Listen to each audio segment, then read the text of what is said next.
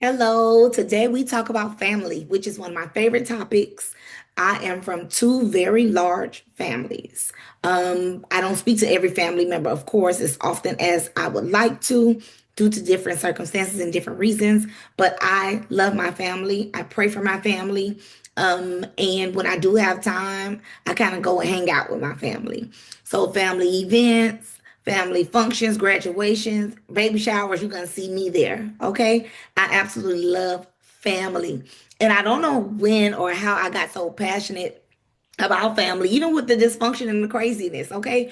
We are a crazy, wild group of people on both sides of my family, but I love them. And I know that they love me. And when I get around my family, I feel safe.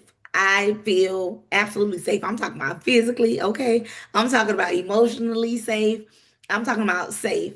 And I know a lot of people can't say that. And I am praying that God turns that around for you. And as a matter of fact, I'm even praying that God uses you to be the one to turn it around because I strongly believe that God puts families together because of the one in the family. One of them in the family is going to be the first whatever. One of them in the family is going to be the prayer warrior. One of them is going to be the electrician, the first NASCAR driver, the first whatever. I believe that family was personally picked together by God.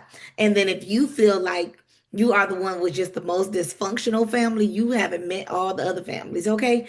Everybody family have something going on. But what can you do as the pillar in your family? What dynamics in your family do you see that you know you can shape and shift? Y'all know I went straight in and I didn't get to our biblical mentor yet, but I love family. Even the great, I don't know why.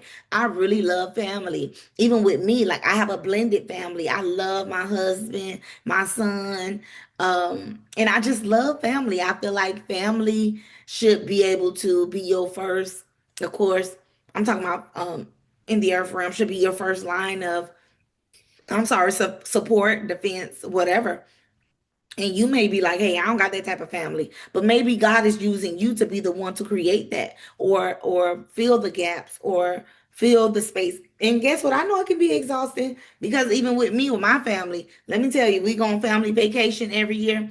And I'm always in the middle. Stop, y'all. Don't do that. Don't say that. You go upstairs. You come over here.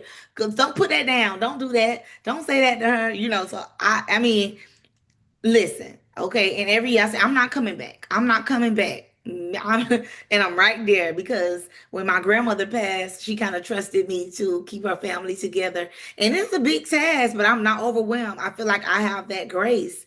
My grandma was big on family. My grandma, God bless her soul, Laura Roll. Everybody knew her in the community. She made sure everybody had sweaters. She see a kid walking, she pulled on, Grandma, why you buying all these extra sweaters from Walmart?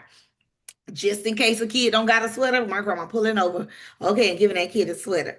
But she taught me the foundation of family, and then this goes back to what I was talking about when it comes to people carry spirits and mantles and anointings, and I feel like my grandma carried that grace, like, and I don't know, it was passed down to me, like whatever I can do to keep my family together. I feel like I'm gonna do that, and I know a lot of believers don't feel that way, and for whatever reason, but I just strongly believe that family was the first institution that God created. When I think about the Garden of Eden and Adam and Eve, and even how when the sons went acting crazy, like they don't got no sense, God still not he did discipline, but also he did keep that family together, and God was very adamant. If you reread the book of Cain and Abel about brotherly love and the importance of brothers and the importance of family and the dynamic of family. So when we talk about dysfunctional families, it's all in the word. I got a couple stories for you to read your Bible about dysfunctional families. And there are going to be some instances where you have to step away or stay away. Maybe you're not the one with the grace to bring that family together. And that's okay. I'm not forcing anybody to go and rebuild the covenant with the family. I'm just saying, if you have that grace, if you have that gift, influence, and anointing, then I encourage you to be there for your family, even when it gets kind of crazy. Whew, that was a long intro because family can be something, right? But I want to talk about different dynamics of family, right? Earlier, I just said that I have a blended family. no one would know, okay, that knowledge is not my son. I mean, knowledge is my son. His mama know he my son, right? And all the time she always tell him, I told him he need to ask his mama. And then sometimes I say, I told him he need to ask his mama. So he understands the dynamics of family.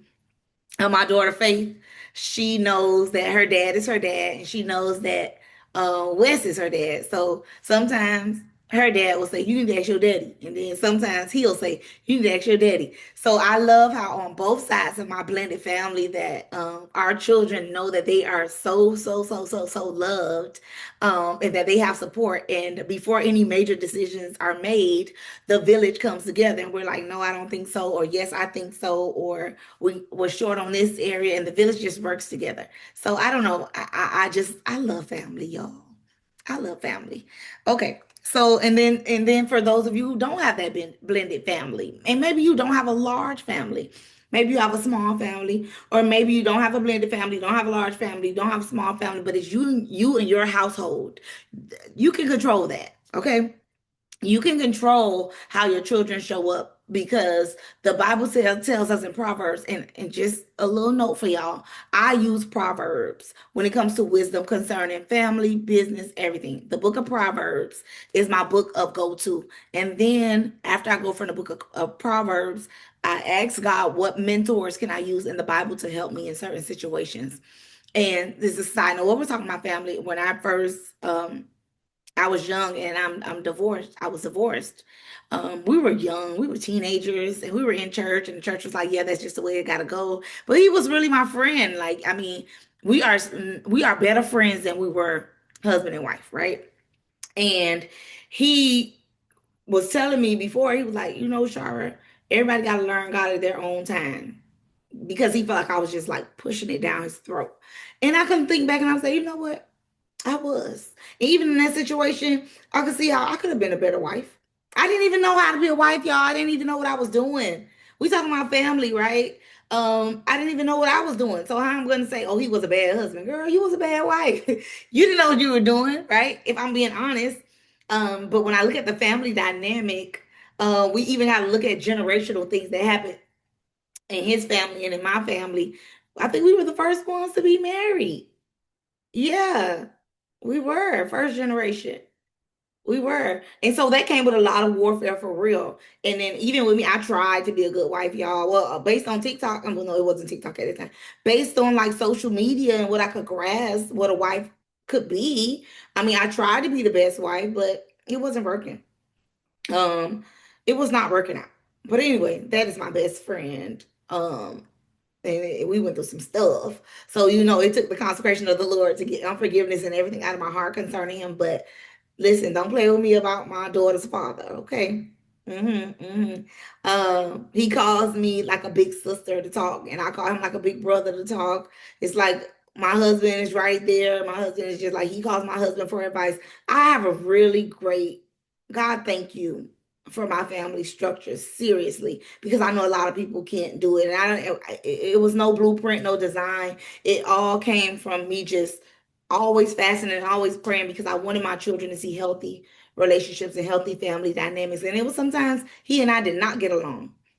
But it wasn't for me to call, I mean, to do it in front of my daughter or say things about her father in front of her. And even when she talked about her father, like something she wasn't happy with, I would say, hey, that's your dad. Even though I kind of agree, but I wasn't going to be the one to create the dysfunction. I kind of taught my daughter how to speak to her father, like, hey, tell my dad I didn't like when you did this and I didn't like how you said that. And then I'll call her and say, hey, she's going to call you and let her express herself because she deserves to be heard. And he'll say, okay. So we kind of work together because family is important to me. I'm not saying it's important to everybody, but also I know the word says that you have to get your house in order. So I couldn't control my daughter's father, right? And what he did in his house, but I could control how I handled mine, right? And same thing now. It's just like when you look at the church, you look across, you see PKs, they just went left. And not saying that they are exempt from being teenagers or whatever, but it's like as a mother, as a father, what do you do to bring your children back in? I personally feel like if you have all the time and the energy to go gather spiritual daughters, 700 of them, then you should be able to go gather yours. If you have time to go and have a youth summit for 72 million guests, then you should be out there tearing the street down looking for your youth. That's just not I won't say that's just me. That is my personal preference. But also biblically, it tells you like you have to be able to be a leader in your house. Love starts at home and then it spreads abroad. And it's not just about church. A lot of times I hear churches say love starts at home, then you spread abroad. So they don't want you to go teach or preach or whatever nowhere else because you got to do it first in the house of God. But this is also in your natural homes. If you have children that are going astray, you see that spirit that's popping up. One thing that the Lord trained me to do is pray for the spirits that are after my children. And when I say pray for the spirits that's after my children, the Lord began to show me different spirits that was trying to attach to each child of mine, right? And so what I would do is I wouldn't come to confront the spirit head on. What I would do is I would study the spirit, right? So I would study that spirit in the word of God. And then when I go into prayer, consecration, then I'll be able to combat it that way. Because the Bible says wars are not won by flesh and blood, but through the pulling down of strongholds, we're fighting principalities and spirits, ancient demons who have been around thousands of years before we ever existed. So why would we go in there trying to fight with our natural? Oh, I know that spirit in you, that spirit of stubbornness, that spirit of rebellion. You showing your hand. You have to be strategic and you have to know how to pray and intercede when you see spirits popping up. Okay. And a lot of times it may not be just a spirit, it may be a principality. It may be a demon. You don't know what it is. So that's why you consecrate and you ask God to give you strategy concerning your daughter. You ask God to give you strategy concerning your son. I remember one time I had a dream about my brother, my older brother, my mom's son. And that boy, he is funny. That's my big brother. He I've never seen him in a church, besides weddings or like funerals or like, whatever, coming to support me or something. But just him going to church, no. And I remember I had this dream about him giving his life to Christ. Just random dream. I wasn't thinking about him or nothing. So I got up and I consecrated and I fasted and I prayed and I said, God, help my brother get close to God. Like get in his own way, help him get close to God. Show him your way. And my brother began to call me, y'all, randomly. Hey, what's the story in the Bible about a man and the man had multiple wives? Hey, he has his preferences of the stories that he want to learn in the Bible. But the Bible say with love and kindness have I drawn them, right? So I'm not saying, boy, you need to read this. You need to no. So I entertain him and I give him different examples about men in the Bible and etc. And then he goes and asks his questions. And so we have our little mini Bible study, but I'm so grateful, y'all, of that time because I remember when my brother was like, I don't believe in none of that. My brother was like, all that church stuff is a scam. All they want to do is steal people money. But now he knows his sister. I'm not a scam. I'm not stealing people money. It kind of opens him up to see church and kingdom in a different light. So why am I talking about this? Because you never know how God will use you in your family. I still have cousins who are doing things they have no business doing, but they know that I'm not gonna be like, yeah, let me help you. No, they know I'm gonna be like, really, seriously. So I thank God for that also, and I thank God for the influence that He has given me in concerning my family. But I did all that, y'all. Let me get to the text. I'm just gonna do a little one, two, three, because I know we are pressed for our time. Um, all right, so let's get into it. How many of you guys heard about the story of Abraham? And I know that story is a lot to handle. But Abraham is going to be our biblical mentor for this part. And why did I choose Abraham? I chose Abraham because he too has a blended family, right? He too had to make some very hard decisions. He too had some dysfunction in his family. He too had to make some hard decisions, man. Abraham had to make some hard decisions concerning his family and concerning the decisions he made in regards to how would this affect the whole family dynamic. And Abraham was one of the first who just yielded his mind, his heart, his spirit to God, and that's why we have the blessings of Abraham. A lot of us say, "Oh, I'm joint heirs with Abraham." Are you? Because Abraham had to make a lot of sacrifices that didn't look pretty. And we think about his family and how um they had to kind of separate in order to keep the peace, right? To keep peace in his family, he had to separate. And sometimes that's a route, but you just pray and you ask God what's your route. So if you grab your consecration camp guide, you'll see different examples of Abraham and his family dynamics. But one part that I want to read before we close out, because you guys know I think it's important for you to get before God and ask God concerning your family, your life, what you should be doing, right? You asking God concerning your family, what should you be covering in prayer? What should you be consecrating? So I have family consecration, covering, covenant, and cultivation. And this is important. You need to know when to cover, right? When to covenant, and when to cultivate, because you're not going to always have to do all three of those, right? God will give you decisions and choices to make to keep peace um with your family, so when something do go left and it's 2 years from now, they can come to you and say, hey, I know I didn't listen back then, but I really need prayer, I really need help. They won't feel like you just too pious, you too big to go to the family barbecue because they sinners, but then you go to church every day and ready to pray for somebody at the altar call when you could be doing that at the family barbecue. But that's another story. I'm sorry, I get passionate. But staying away from your family because you feel like you bigger than the program when the program is souls and salvation, I could never understand that. But then there go me being judgy, right? So I'll move on. What is family consecration? Consecrating your families means inviting God's order into your structures, the rhythms, and relationships. So each family member, of course, come with different stuff. So you'll begin to learn if you consecrate on your family, you'll begin to learn which family member to go to with what, which family member to tell you had a dream, which family member, because everybody can't handle the same levels um, of who you are.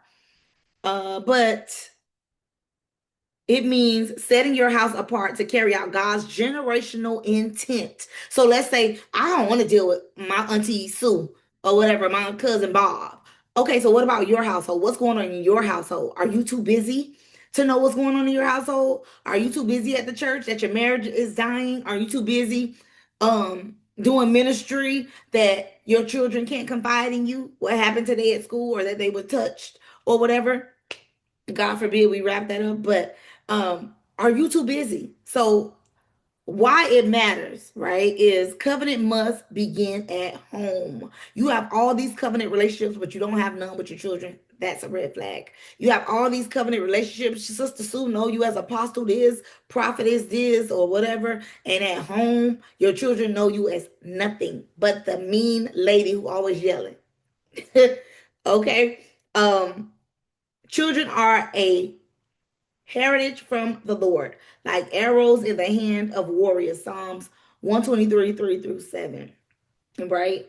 And then we have Abraham. Abraham honored Sarah even in her doubt. She still receives strength to conceive. That's Hebrews 11 and 11. So the fruit of a consecrated family is clear roles, rhythms, and reverence for God. Healthy boundaries with in-laws, culture and community, family prayer, and word woven into a lifestyle, not just crisis moments. So I'm really, really passionate about family. I am really passionate about family. Demonic warfare that takes place in generational curses, but I also believe in generational blessings, and you may be the one that can start the generational blessing. So I am very, very, very confident in family. So I can do this all day. So I'm going to wrap this up with some activation questions for you guys to lay before the Lord and see what your role is in your family. This is a mini camp, so I can't stay forever on one specific topic, but I wanted to give you examples about consecration. You have to lay out before God. You have to really, really put down your plate and really, really ask God to help you in your family. You can't just write them off, but then you at your best friend's house cooking and doing all this stuff when you could have been doing that at the family barbecue. Okay.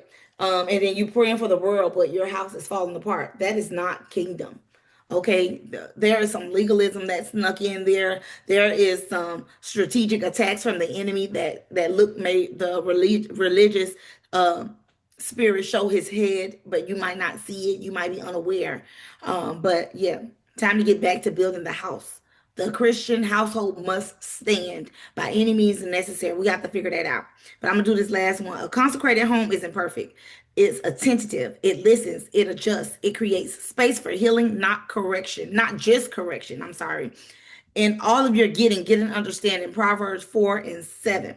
All right. When things fall off, okay, don't just pray, oh, I'm going to just pray about it. I'm going to just consecrate. No, pause and check in. Because if you don't understand where the disconnect is, what are you consecrating about?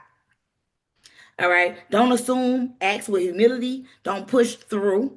I'm going to just push through. Prioritize presence. Get in their faces.